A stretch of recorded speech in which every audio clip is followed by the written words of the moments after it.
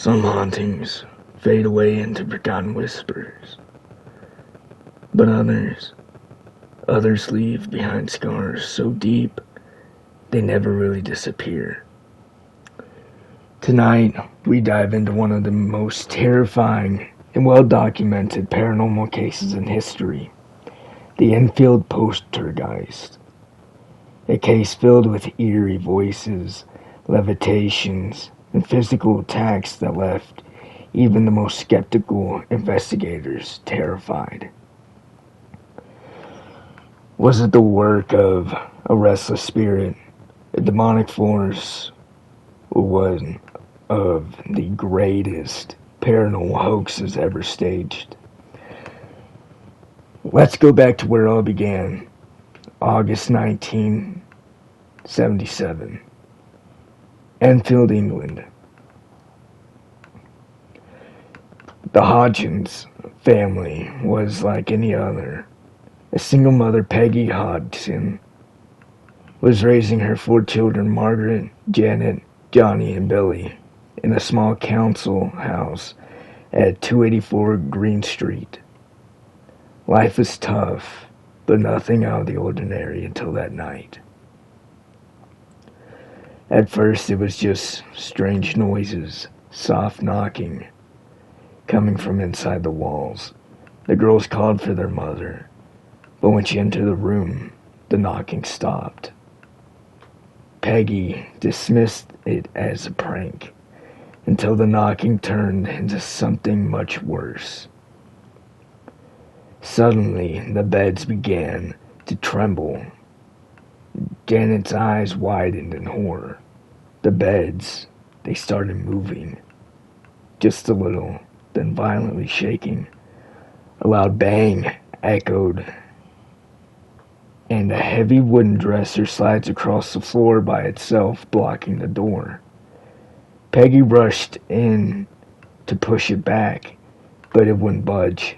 Something was pushing against her. Still shaken, Peggy called the police. Officer Carolyn Heaps was one of the first to arrive. What she saw that night left her speechless. A chair slid across the room on its own. The officer checked for wires, magnets, anything that could explain it. Nothing. In her official police report, Officer Heaps swore under oath that she had witnessed the chair move without any physical force acting on it. But since no crime had been committed, there was nothing the police could do. After the police left, the nightmare truly began. Knocking sounds turned into violent banging. Toys flew across the room. Lights flickered. And then there was the voice.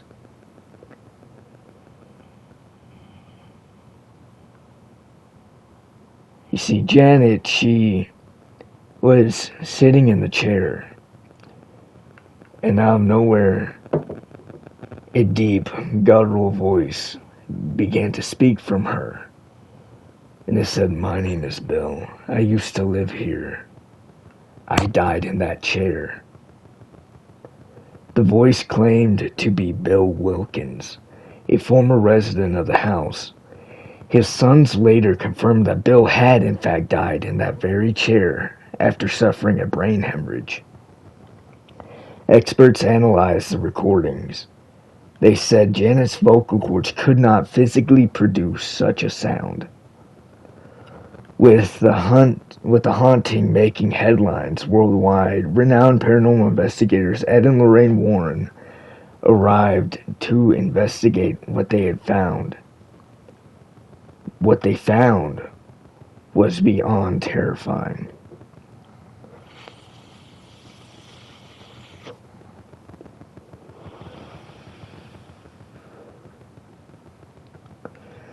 Lorraine Warren whispering, There's something here, something dark."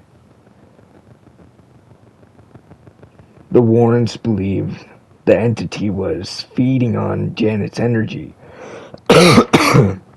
And soon, the attacks became violent. Janet began levitating. Multiple witnesses, including her own mother, neighbors, and even journalists, saw her body lifted and tossed around by an unseen force. Some say the image is proof of the supernatural. Others, they say she just jumped. But she was jumping. Why does it look like she was being thrown? In 1979, after nearly 2 years of torment, a priest performed a cleansing ritual. The activity finally began to subside. As Janet got older years later, she did an interview, and she said, quote and unquote, "It never really left me."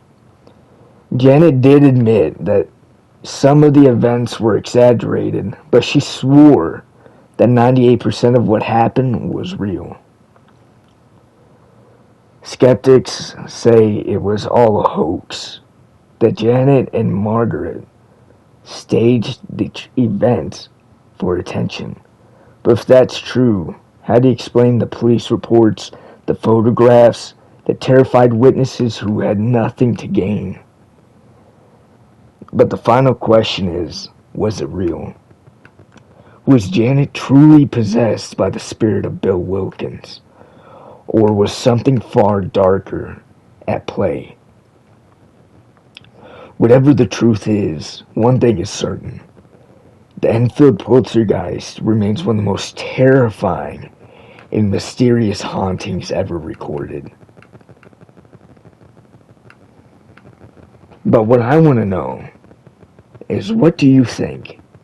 Was this a genuine haunting or one of the greatest paranormal hoaxes in history? Let me know in the comments below. If you enjoyed this deep dive into the paranormal, hit that like button, subscribe for more chilling stories, and don't forget to turn on notifications. You never know when I'll drop another terrifying tale. But before I do end this video, I want to go over some things in this story that could not have possibly been faked. Okay? So when she said, quote and unquote, let me find it again. I took down a bunch of notes for this. How could a young girl drop her tone down to a grown man's level, like a grown man that has a bunch of testosterone pumping through his fucking veins, and say, "My name is Bill. I used to live here. I died in that chair." Also, on that same topic, how would she even know who Bill Wilkins is? Okay. You see, Bill Wilkins, she's never met him. She couldn't have done research about Bill Wilkins because at that time, the internet, right? It was so new. I don't even think the internet would... Let's look that up, okay?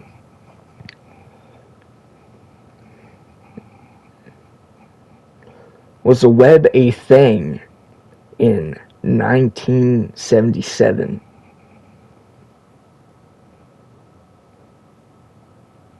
Alright.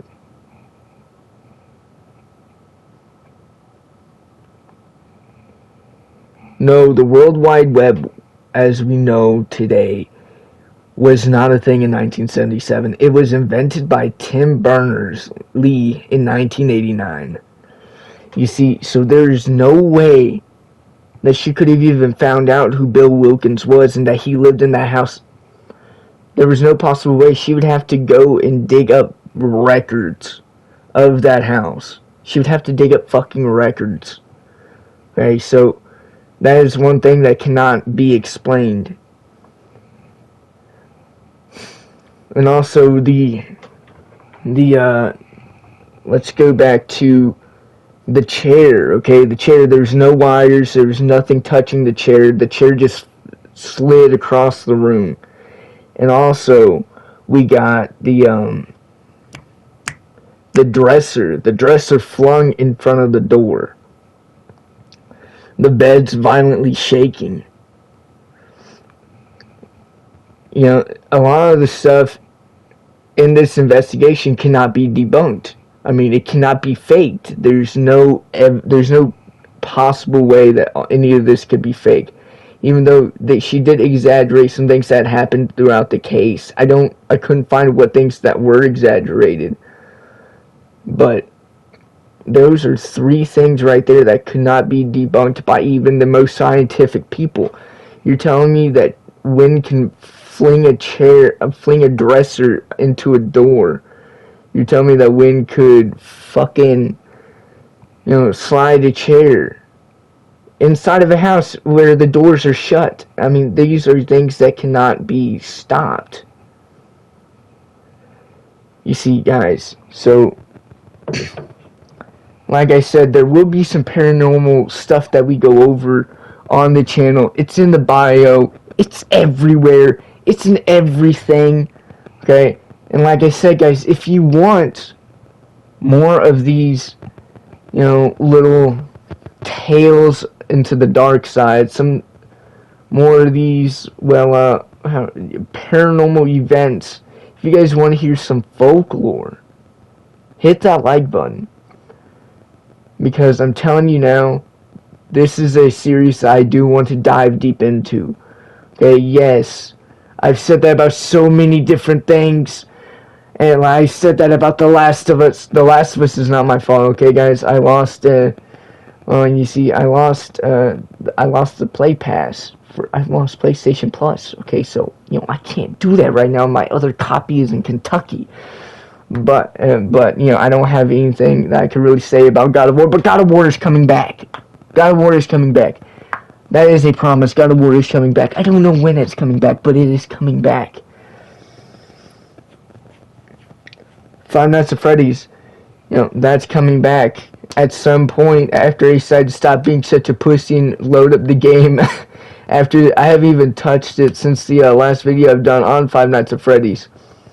That game just annoys me so much, and it makes my brain fucking throb. It makes me feel like I am in the insides of a something.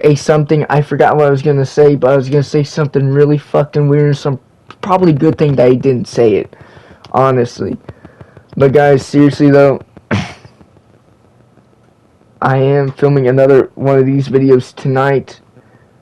I don't know which topic I'm going over. I'm going to do a deep dive into some folklore. You guys are getting some folklore out of this too. But honestly, hit that like button, subscribe, turn on those notifications for more. I love you guys. Peace out.